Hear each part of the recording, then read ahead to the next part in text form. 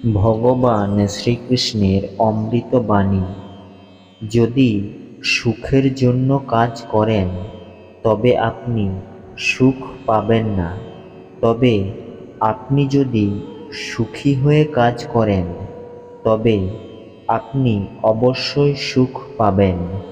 আপনি যা চান তার জন্য যদি লড়াই না করেন তবে যা হারিয়েছেন তার জন্য কখনো কাঁদবেন না।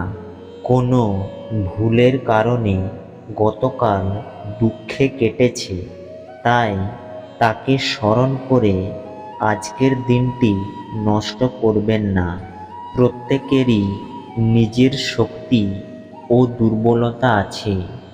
মাছ জঙ্গলে ছুটতে পারে না, আর সিংহ জলে রাজা হতে পারে না।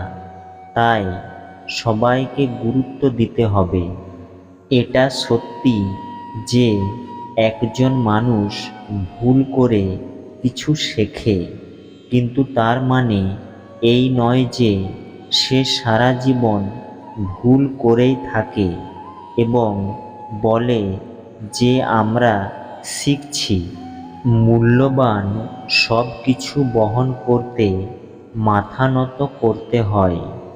মা বাবার আশীর্বাদও তার মধ্যে অন্যতম। পরিবর্তনই হলো এই পৃথিবীর নিয়ম। গতকাল যা ছিল অন্য কারোর, আজ তা তোমার, কাল তা হবে অন্য কারোর।